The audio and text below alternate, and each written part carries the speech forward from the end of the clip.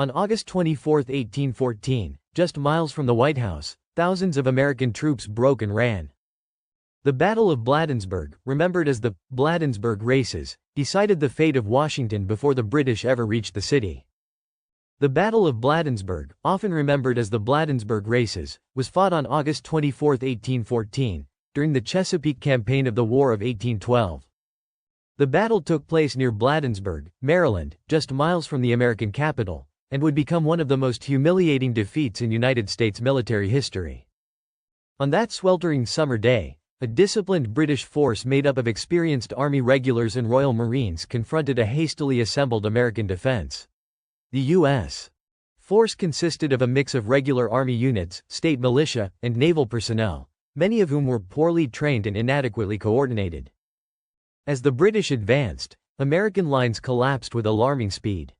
Militia units broke and fled the battlefield, giving rise to the mocking nickname, the Bladensburg Races. The defeat at Bladensburg opened the road to Washington, D.C. With American defenses shattered, British troops marched unopposed into the capital, capturing and burning key government buildings, including the White House and the Capitol. This marked the only time in U.S. history that Washington fell to a foreign invader, leaving a lasting scar on the young nation's sense of security and military pride. Often described by historians as the greatest disgrace ever dealt to American arms, the Battle of Bladensburg exposed critical weaknesses in America's military preparedness during the War of 1812. Yet the shock of defeat also forced the nation to confront its vulnerabilities, ultimately shaping reforms that would strengthen U.S. defenses in the years to come.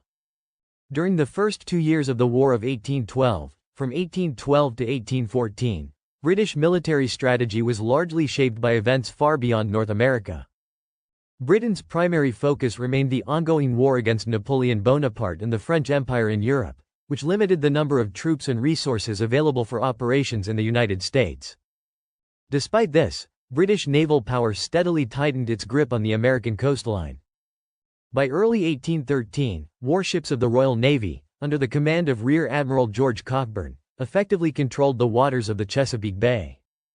Serving as second in command of the North American station, Cockburn oversaw an aggressive naval campaign that resulted in the capture of numerous American merchant vessels, disrupting U.S. trade and weakening coastal defenses. The British established a strategic foothold on Tangier Island, located off the coast of Virginia, where they constructed Fort Albion. This base functioned as an anchorage, supply depot, and staging ground for future operations. At its peak, as many as 1,200 British soldiers were stationed there, giving the Royal Navy a permanent presence deep within American-controlled waters. From this position, Cockburn launched a series of raids along the Chesapeake shoreline. British raiding parties destroyed foundries, dismantled coastal batteries, and attacked small towns with little resistance. However, limited manpower prevented large-scale offensives. The most significant of these early actions was the Battle of Craney Island near Norfolk, Virginia, where approximately 2,000 British Army soldiers and Royal Marines attempted an amphibious assault. The attack ultimately failed, forcing Cockburn to withdraw. Although Cockburn departed the Chesapeake Bay later in 1813, the British were far from finished. His sailors meticulously charted the region's waterways, taking soundings and placing buoys to mark channels and sandbars. These preparations laid the groundwork for a renewed and far more ambitious campaign in 1814, one that would culminate in the Battle of Bladensburg and the burning of Washington, D.C. By April 1814, the strategic balance of the War of 1812 shifted dramatically. Napoleon Bonaparte had been defeated and exiled to the island of Elba, freeing Britain from the massive demands of the European conflict. With the war in Europe temporarily concluded, large numbers of British ships and veteran troops were now available to be redirected toward what had previously been a secondary theater, the war against the United States. This change was quickly reflected in British leadership.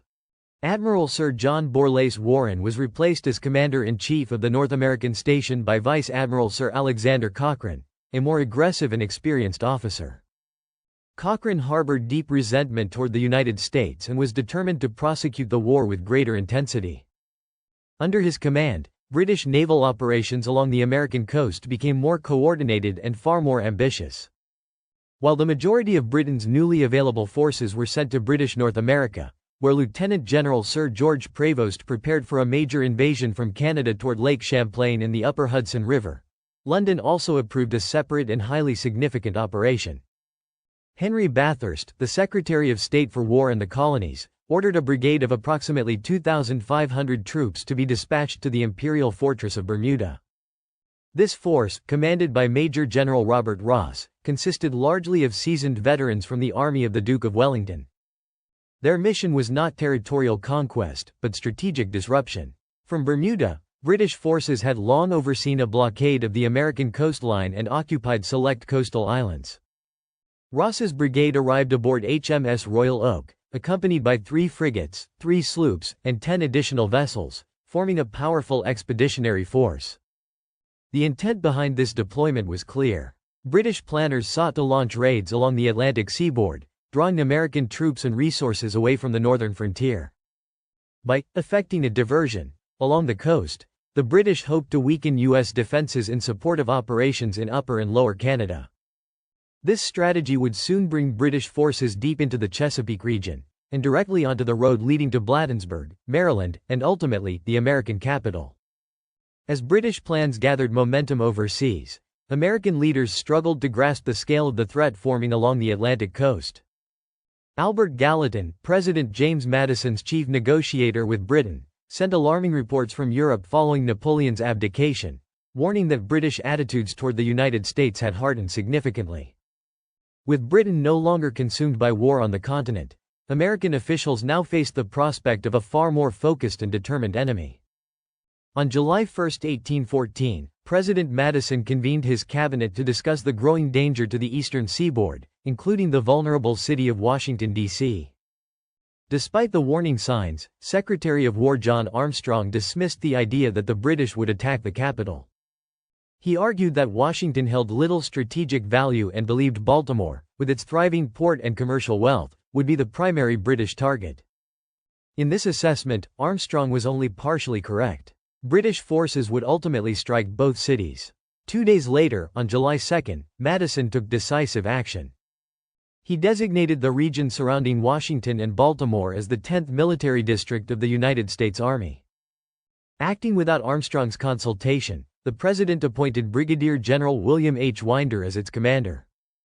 Winder, a lawyer by profession and the nephew of Levin Winder, the Federalist Governor of Maryland, was an unlikely choice for such a critical assignment.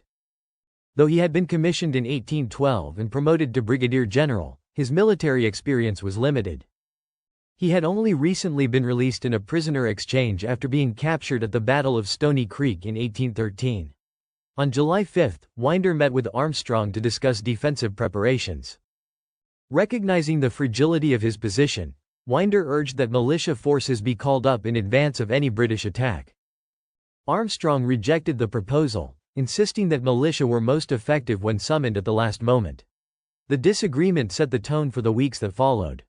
For the next month, Winder traveled across his district, inspecting forts and settlements while attempting to assess British intentions. Yet he operated under severe constraints.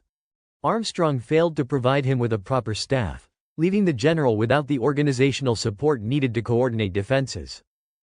Despite his growing concern that the British could strike almost anywhere with little warning, Winder ordered no field fortifications and initiated no major defensive preparations. As British forces moved steadily toward the Chesapeake, the defenses of Washington and its surrounding region remained dangerously incomplete, conditions that would soon prove disastrous at the Battle of Bladensburg. Although Major General Robert Ross commanded British ground forces in the Chesapeake, the final decision on where to strike rested with Vice Admiral Sir Alexander Cochrane. By mid-August 1814, Cochrane had concentrated an overwhelming naval force at Tangier Island, including 4 ships of the line, 20 frigates and sloops of war, and 20 transport vessels carrying Ross's troops. Rear Admiral George Cockburn, Cochrane's second-in-command, pressed for a rapid strike against Washington, D.C., believing the psychological impact would outweigh any strategic limitations. Ross was far more cautious. His troops had been confined aboard transports for nearly 3 months, and he lacked cavalry, heavy artillery, and sufficient transport. He was also wary of the U.S. Chesapeake Bay Flotilla, commanded by Commodore Joshua Barney, which lurked in the Patuxent River and posed a threat to British supply lines. Ross's first objective, therefore, was to eliminate this flotilla. To complicate the American response, Cochrane ordered a series of diversionary operations. The frigate HMS Menelaus and smaller vessels threatened a raid on Baltimore, while another British squadron ascended the Potomac River, bombarding targets and launching an expedition that culminated in the successful raid on Alexandria. These actions spread confusion among American defenders and masked the true direction of the main British advance. Meanwhile, the primary British force entered the Patuxent River. Ross's troops landed at Benedict, Maryland, on August 19 and began marching inland the following day. Cockburn advanced alongside them using ships, boats, and small craft.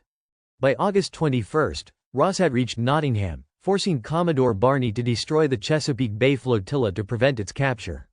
Barney and his sailors then retreated overland toward Washington. From Nottingham, Ross advanced to Upper Marlborough, positioning himself to threaten either Washington or Baltimore. The maneuver successfully confused American commanders. Although the capital lay almost undefended, Ross paused on August 23 to rest his men and reorganize his force. That night, after consultations with Cockburn and his senior officers, Ross resolved to gamble on a direct attack against Washington, D.C. His column consisted of 4 infantry battalions, a battalion of Royal Marines, a detachment of the Corps of Colonial Marines, Congreve rocket troops, Royal sappers and miners, naval gunners, and sailors assigned to logistics. In total, Ross commanded approximately 4,370 men, supported by light artillery and rocket launchers. Cockburn personally accompanied the march. Ross had 2 possible routes toward the capital. One ran south through Woodyard, requiring a crossing of the eastern branch of the Potomac, now known as the Anacostia River. The other approached from the east through Bladensburg, where the river was shallow and easily forded. On the morning of August 24, Ross feinted toward the southern route before abruptly turning north, advancing toward Bladensburg and the decisive confrontation ahead. In Washington, Brigadier General William H. Winder nominally commanded nearly 15,000 militia across the region. In reality, his immediately available force amounted to little more than 120 dragoons, 300 regular soldiers, and approximately 1,500 poorly trained and inadequately equipped militia. On August 20, Winder ordered his troops to advance south toward Long Old Fields and Woodyard, attempting to confront the British near Upper Marlborough. After a brief clash with Ross's forward elements on August 22, Winder abruptly ordered a retreat. Fearing a surprise night attack, precisely the kind of engagement in which British discipline excelled, he withdrew to Long Old Fields, haunted by the memory of his own capture during a nighttime assault at the Battle of Stony Creek the previous year. Despite this hesitation, Winder understood that Bladensburg was the key to Washington's defense. The town controlled the roads to Baltimore and Annapolis, along which reinforcements were moving, and lay astride one of the only practical routes by which the British could reach the capital. On August 20, Winder ordered Brigadier General Tobias Stansbury to move from Baltimore to Bladensburg and hold the strongest defensive position available. By August 22, Stansbury deployed his troops on Londy's Hill, a commanding height overlooking the main approaches. Hastily constructed earthworks provided positions for artillery, and the location dominated the converging roads to Washington, Georgetown, Baltimore, and Annapolis. From this position, Stansbury held a decisive tactical advantage. In the early hours of August 23, however, Stansbury received a message from Winder informing him that American forces had withdrawn across the eastern branch and intended to destroy the lower bridge. Startled and fearing that his right flank might be turned, Stansbury panicked. Abandoning Londy's Hill, he ordered his exhausted men to retreat across the Bladensburg Bridge, which he failed to burn, and repositioned them at a brickyard more than a mile away. In doing so, he surrendered nearly every advantage his position had offered. As British troops closed in, chaos spread through Washington. Government departments hurriedly packed official records, loading them onto carts, wagons, and riverboats bound for Maryland and Virginia. The capital prepared for the worst, unaware that the fate of the city would soon be decided at the Battle of Bladensburg. Battle of Bladensburg, U.S. Dispositions. By the morning of August 24, 1814, American forces had assembled in significant numbers, but not in strength. Brigadier General William H. Winder could draw upon at least 1,000 regular troops from the U.S. Army, Navy, and Marine Corps, supported by thousands of militia and volunteers from Maryland, Virginia, and the District of Columbia. Official estimates of his total force varied widely, ranging from 5,000 to as many as 9,000 men.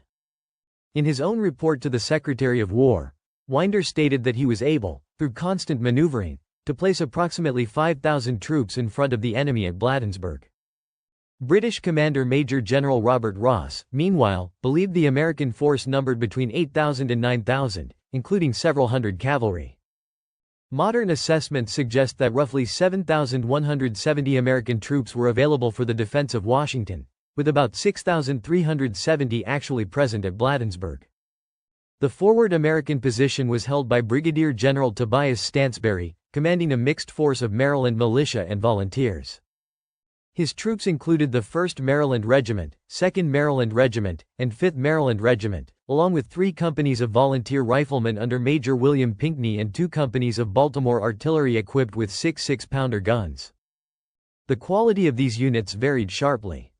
The 1st and 2nd Regiments were hastily assembled formations, lacking uniforms and cohesion, while the 5th Maryland Regiment was a well-dressed volunteer unit known for its discipline and confidence. Stansbury selected a defensive position west of the eastern branch of the Potomac, opposite the town of Bladensburg. Although defensible, it was far from ideal.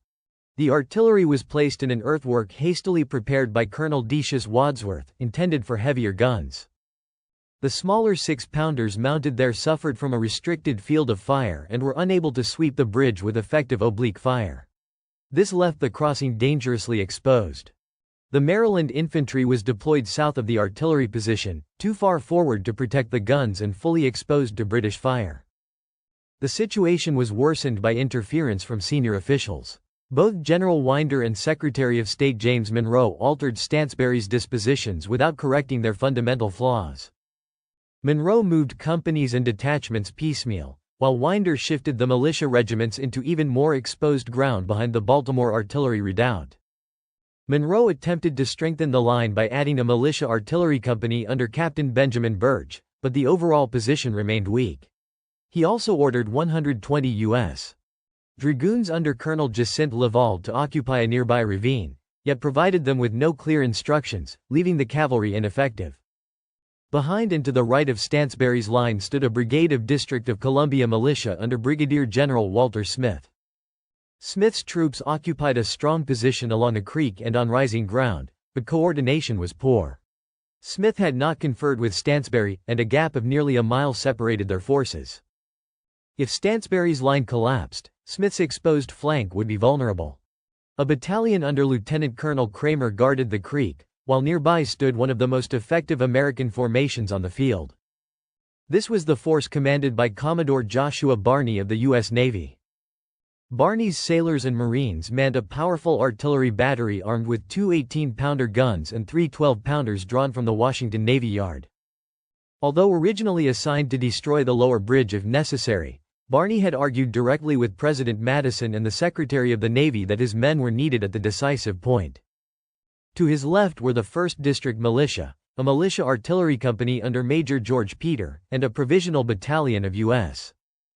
regulars commanded by Lieutenant Colonel William Scott, with the 2nd District Militia in reserve. Further to the rear was a column of Maryland militia under Colonel William Beale, newly arrived from Annapolis. A regiment of Virginia militia under Colonel George Minor was delayed by administrative confusion and did not reach the battlefield until the fighting had ended.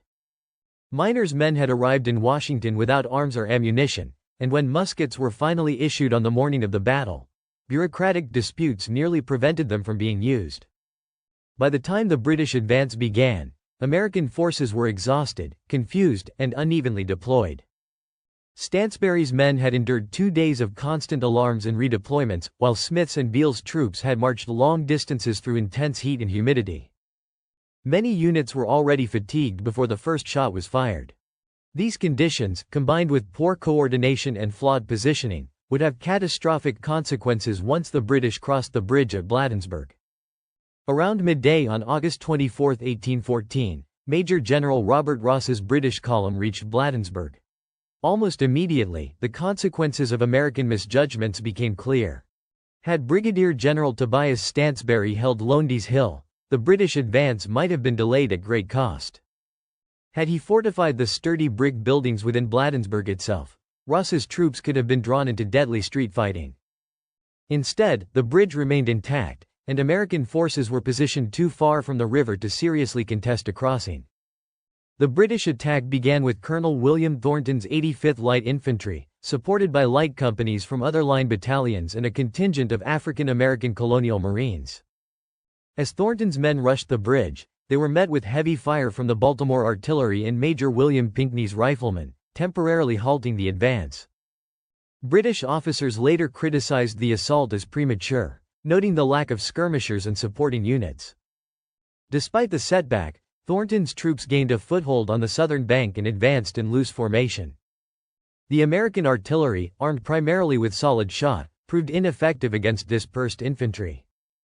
Pinckney was badly wounded, and as British pressure mounted, the Baltimore artillery withdrew, abandoning one gun and spiking another. Meanwhile, the 144th Regiment forded the eastern branch upstream, threatening the American left. General William H. Winder responded by ordering a counterattack led by Sterrett's 5th Maryland Regiment, one of the few disciplined militia units on the field. For a brief moment, the Americans stood firm. But as Congreve rockets streaked overhead, the less experienced militia regiments under Schutz and Reagan broke and fled. Confused orders followed, artillery fell back at the wrong moment, and the collapse spread rapidly.